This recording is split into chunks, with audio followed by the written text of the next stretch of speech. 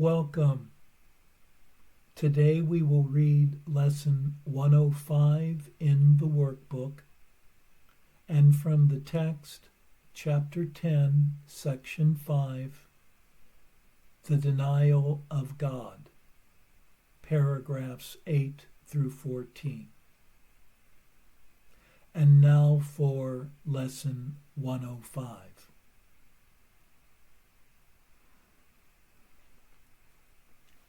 God's peace and joy are mine. God's peace and joy are yours. Today we will accept them, knowing they belong to us. And we will try to understand these gifts, increase, as we receive them. They are not like to the gifts the world can give, in which the giver loses as he gives the gift. The taker is the richer by his loss. Such are not gifts, but bargains made with guilt. The truly given gift entails no loss. It is impossible that one can gain because another loses. This implies a limit and an insufficiency. No gift is given thus. Such gifts are but a bid for a more valuable return. A loan with interest to be paid in full. A temporary lending meant to be a pledge of debt to be repaid with more than was received by him who took the gift. This strange distortion of what giving means pervades all levels of the world you see. It strips all meaning from the gifts you give and leaves you nothing in the ones you take. A major learning goal this course has set is to reverse your view of giving so you can receive. For giving has become a source of fear, and so you would avoid the only means by which you can receive. Accept God's peace and joy, and you will learn a different way of looking at a gift. God's gifts will never lessen when they are given away. They but increase thereby. As heaven's peace and joy intensify when you accept them as God's gift to you, so does the joy of your Creator grow when you accept His joy and peace as yours. True giving is creation. It extends the limitless to the unlimited, eternity to timelessness, and love unto itself. It adds to all that is complete already, not in simple terms of adding more, for that implies that it was less before. It adds by letting what cannot contain itself fulfill its aim of giving everything it has away, securing it forever for itself. Today, accept God's peace and joy as yours. Let him complete himself as he defines completion. You will understand that what completes him must complete his Son as well.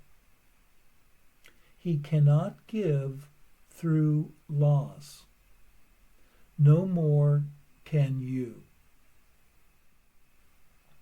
Receive his gift of joy and peace today, and he will thank you for your gift to him. Today, our practice periods will start a little differently. Begin today by thinking of those brothers who have been denied by you the peace and joy that are their right under the equal laws of God. Here you denied them to yourself, and here you must return to claim them as your own. Think of your enemies a little while, and tell each one as he occurs to you, my brother, peace and joy I offer you, that I may have God's peace and joy as mine. Thus you prepare yourself to recognize God's gifts to you, and let your mind be free of all that would prevent success today. Now are you ready to accept the gift of peace and joy that God has given you? Now are you ready to experience the joy and peace you have denied yourself? Now you can say, God's peace and joy are mine, for you have given what you would receive. You must succeed today if you prepare your mind as we suggest, for you have let all bars to peace and joy be lifted up, and what is yours can come to you at last. So tell yourself, God's peace and joy are mine, and close your eyes a while and let his voice assure you that the words you speak are true. Spend your 5 minutes thus with him each time you can today, but do not think that less is worthless when you cannot give him more. At least remember hourly to say the words which call to him, to give you what he wills to give, and wills you to receive. Determine not to interfere today with what he wills. And if a brother seems to tempt you to deny God's gift to him, see it as but another chance to let yourself receive the gifts of God's as yours. Then bless your brother thankfully and say, my brother, peace and joy I offer you, that I may have God's peace and joy as mine.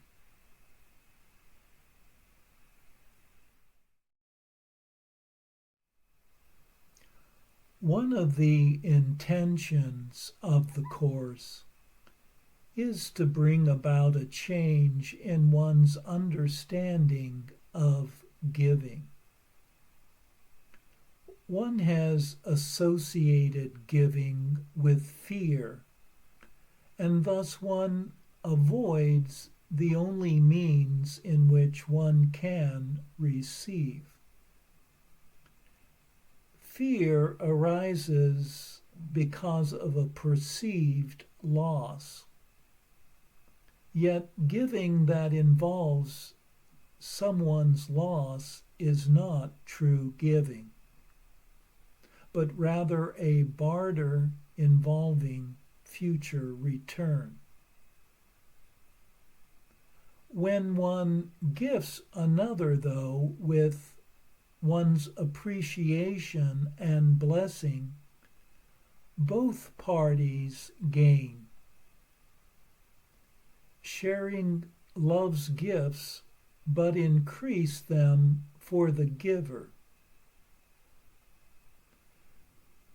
Thus, one is asked today in one's practice period to direct the joy and peace to others that it has been withheld from, and thus gaining what has been denied to oneself.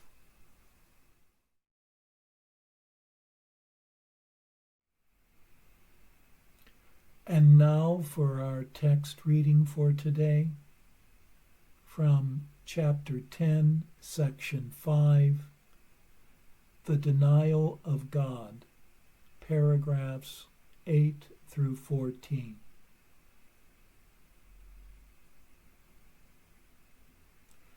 Do not look to the God of sickness for healing, but only to the God of love. For healing is the acknowledgement of Him. When you acknowledge Him, you will know that He has never ceased to acknowledge you, and that in His acknowledgement of you lies your being. You are not sick, and you cannot die, but you can confuse yourself with things that do.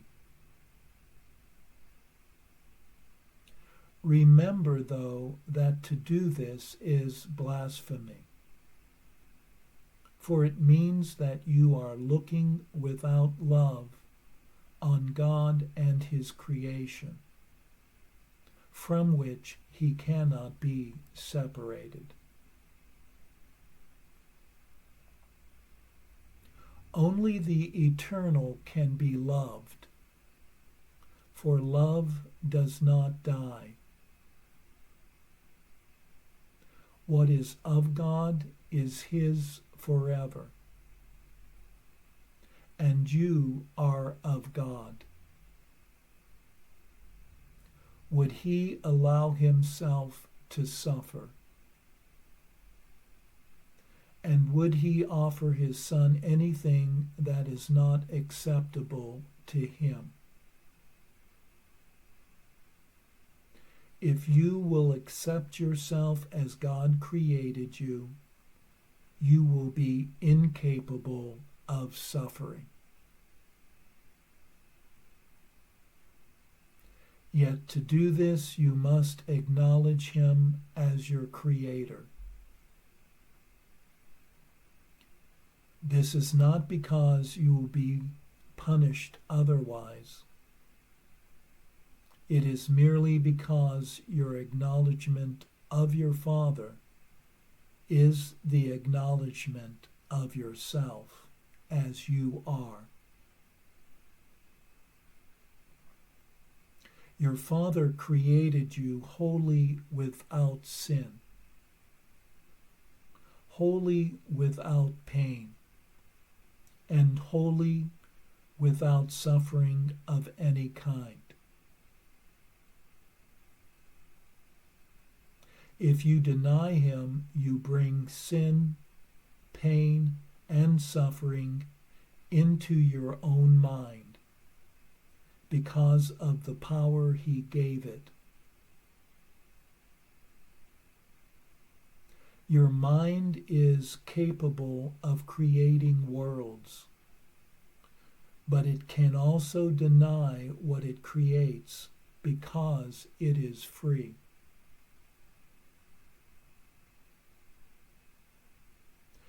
You do not realize how much you have denied yourself and how much God, in His love, would not have it so.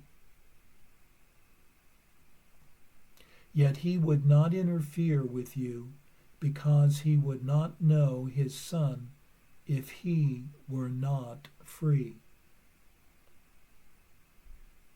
To interfere with you would be to attack Himself, and God is not insane.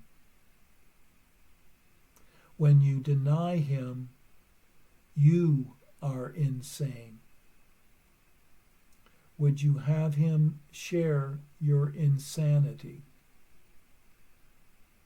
God will never cease to love His Son, and His Son will never cease to love Him. That was the condition of His Son's creation, fixed forever in the mind of God. To know that is sanity. To deny it is insanity. God gave Himself to you in your creation, and His gifts are eternal. Would you deny yourself to Him? Out of your gifts to Him, the kingdom will be restored to His Son. His Son removed Himself from His gift by refusing to accept what had been created for Him and what He had created in the name of His Father. Heaven waits for His return, for it was created as the dwelling place of God's Son. You are not at home anywhere else or in any other condition. Do not deny yourself the joy that was created for you, for the misery you have made for yourself. God has given you the means for undoing what you have made. Listen, and you will learn how to remember what you are. If God knows His children as wholly sinless, it is blasphemous to perceive them as guilty. If God knows His children as wholly without pain, it is blasphemous to perceive suffering anywhere. If God knows His children to be wholly joyous, it is blasphemous to feel depressed. All of these illusions and the many other forms that blasphemy may take are refusals to accept creation as it is. If God created His Son perfect, that is how you must learn to see Him, to learn of His reality. And as part of the sonship, that is how you must see yourself to learn of yours. Do not perceive anything God did not create, or you are denying Him. His is the only fatherhood, and it is yours only because he has given it to you. Your gifts to yourself are meaningless, but your gifts to your creations are like his, because they are given in his name. That is why your creations are as real as his. Yet the real fatherhood must be acknowledged if the real son is to be known. You believe that the sick things you have made are your real creations, because you believe that the sick images you perceive are the sons of God. Only if you accept the fatherhood of God will you have anything, because his fatherhood gave you everything. That is why to deny him is to deny yourself. Arrogance is the denial of love, because love shares and arrogance withholds.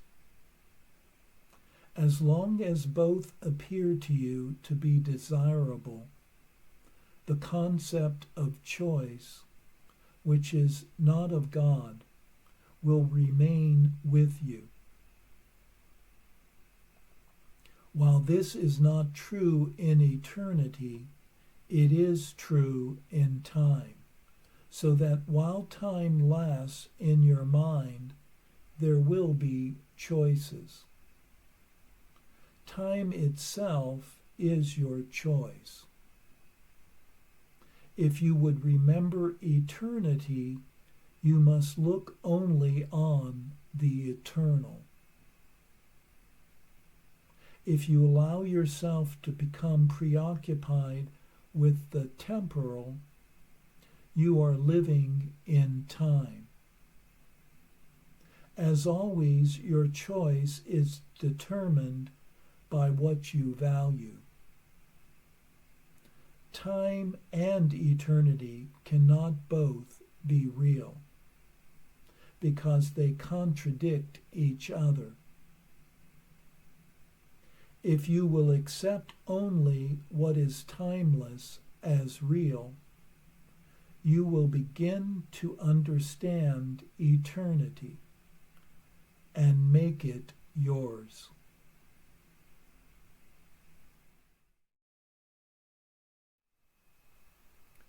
One's creator creates perfectly, and thus to see others as sick or imperfect is but to scoff at the sacred. What the Course in this section refers to as blasphemy. And this means that one is perceiving one's source and its creation without love. One is equally showing a lack of reverence when one perceives others as guilty, depressed, or suffering, as each of these perceptions are a denial of divinity, a picture of creation that divine love did not create. One must learn to perceive the perfection in others, to know their reality. To perceive perfection is to see the eternal in the other. When one chooses time, one is being distracted from the eternal. Accepting only that which is timeless brings eternity. One is never really at home in time, but in the never-changing. Only the timeless can be loved, because love is everlasting.